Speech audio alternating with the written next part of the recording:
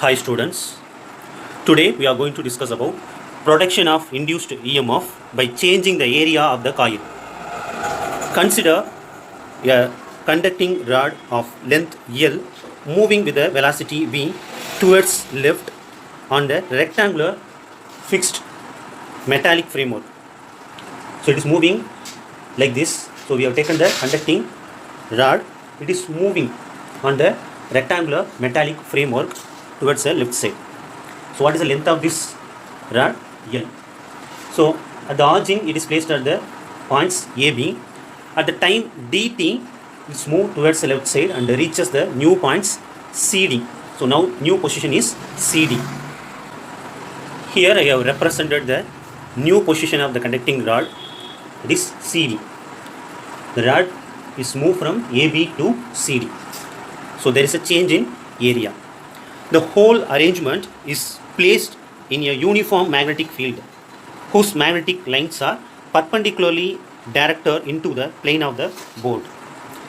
We know that cross marks represent the direction of the magnetic field, that is perpendicular and acts inwards. As rod moves from AB to CD in the time dt, the time taken by the rod to take the new position is dt, the area enclosed by the loop and hence the magnetic flux through the loop decreases. So at the initial position you can see area of this rectangular loop is maximum, that has the maximum flux. Number of magnetic field lines passing through the area is maximum, the magnetic flux is also maximum. Once it reaches a new position CD, what will happen to the area? Area is reduces, so the number of field lines passing through this area is also reduces, the magnetic flux is also reduces. As we discussed already, that rod is moving left side with a velocity v. In the time dt, it reaches its new position. And what about the displacement made by the rod? For displacement, what is the formula? Velocity into time taken. For velocity, displacement by time. Want to find the displacement means you have to rearrange d, that is equal to v into t. Same thing you are going to do. So what is the displacement of the rod? Velocity into time taken. What is the velocity? V. What is the time taken by the rod to take the new position? dt. So v into dt. That is only the displacement of the rod. Now we are going to find the change in magnetic flux. What is the formula for magnetic flux? Phi b, that is equal to b dot a or b a cos theta. Area enclosed by this loop is only changed. So we have to rearrange that equation. Change in magnetic flux. How can we write change in the quantity? The change in magnetic flux in the time dt is written here. B phi b, that is equal to b into change in area, that is nothing but a dA. What about the angle? Because phi b, that is equal to ba cos theta. So theta is the angle between the magnetic field and the normal at the area. Here in this case we have to find the angle. Magnetic field lines act inwards.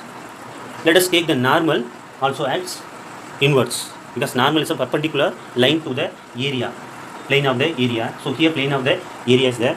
So normal can, let us consider normal is acting inwards. Okay, so what is the angle? They both are at inwards. So angle will be equal to 0. Cos 0, that's nothing but a 1. So we eliminate that cos 0. So there is change in area, that only cause for the change in magnetic flux. Is equal to, what about the right hand side? D into, what is change in area? So this portion only the change in area. This portion only represent the change in area. So initially it was at AB. At the time dt is moved here. That is only the change in area.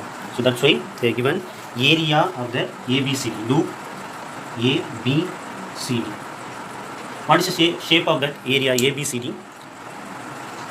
So that is nothing but a rectangle. What is the formula for the area of the rectangle? This length into breadth. Here in this rectangular loop, what is the length? L is the length of that rectangular loop. Actually L is the length of the rod. We have considered L as the length of the rod. For this rectangular loop, L is the length. And what about the breadth? Breadth is nothing but a displacement which is made by the rod. So here it is nothing but a product of velocity into time taken. So V dt is the breadth of the rectangular loop.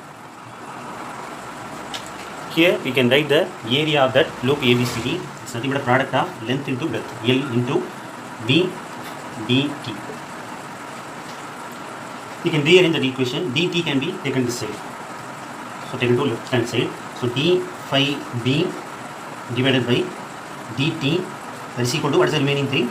d L V. Here, as a result of change in magnetic flux, an EMF is generated in the loop. Recall the Faraday's laws. If there is a change in magnetic flux in a closed circuit, means there will be a induced EMF. Here in this closed loop, magnetic flux is changes, whether it is increases or decreases. There is a change that leads to induced EMF in that closed coil. So I am going to write the equation of the Faraday's laws. Induced EMF epsilon, that is equal to d phi b by dt. This equation already we have learned in Faraday's laws. So compare the two equations. Now we have two equations. Here d phi b by dt is equal to BLV. One relation we have. Here the same value is equal to induced EMF. So we can conclude the induced EMF in the circuit epsilon, that will be equal to BLV. This EMF is known as motional EMF, as it is produced due to the movement of the conductor in the magnetic field. The direction of induced current is found to be clockwise from the Fleming's right hand rule. Let me use the Fleming's right hand rule to find the direction of the current in the closed loop. So in your right hand, three fingers want to mutually perpendicular to each other. This four fingers shows the direction of the magnetic field. So in the diagram it acts inwards. So you have to show the four fingers into the board. What about the direction of the force? Thumb shows the direction of the force. What about the direction of the force?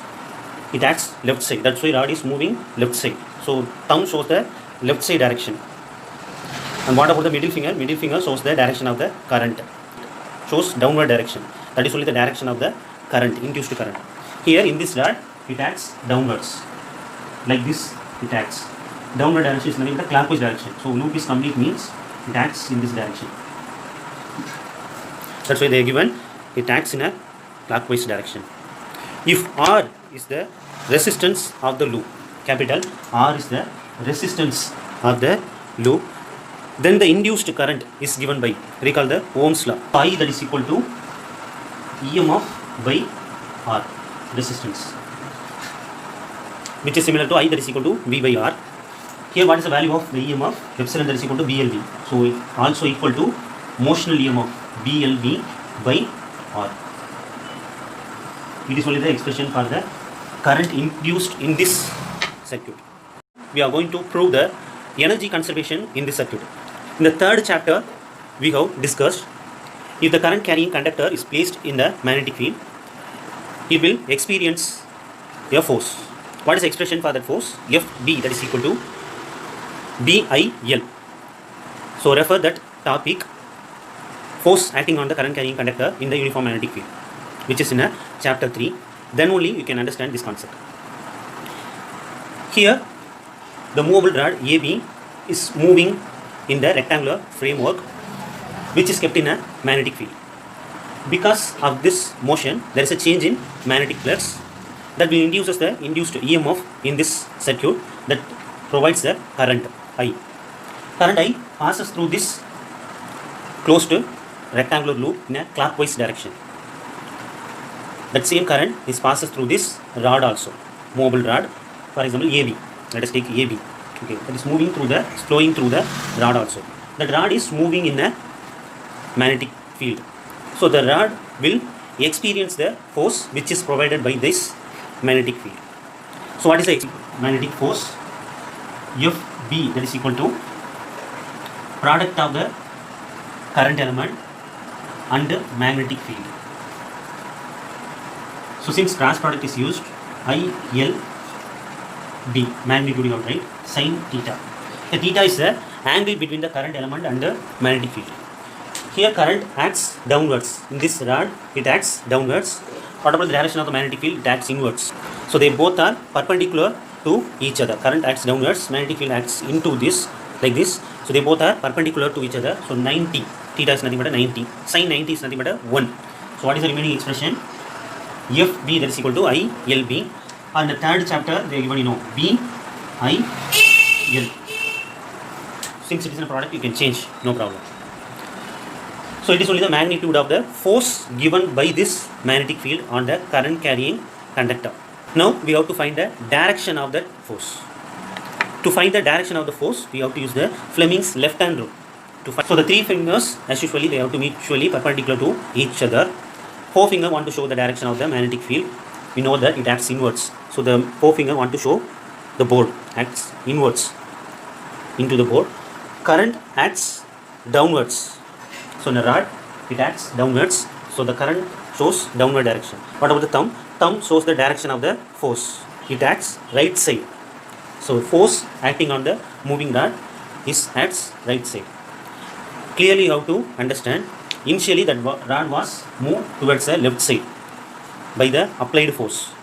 Now the force which is given by the magnetic field act on the rod towards right side. So two forces are there in an opposite direction. In order to move the rod with the constant velocity, a constant force that is equal and opposite to the magnetic force must be applied. The applied force must be equal and opposite to the magnetic force. So we can write like this. So the magnitude of the applied force must be equal to magnitude of the magnetic force. So what is the expression for the magnetic force? BIL. Therefore, the mechanical work is done by the applied force to move the rod.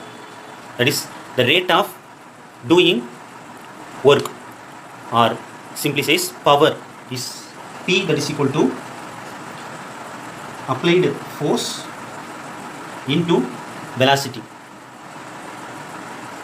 Here it can be the new formula for you, but what is the actual formula for power? Power, that is equal to work done by time taken.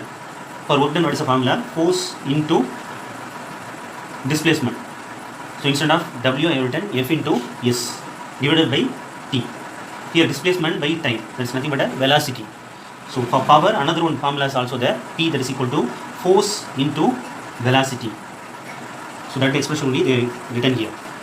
Here dot product is used, so we can write magnitude of the applied force into magnitude of the velocity and cos theta.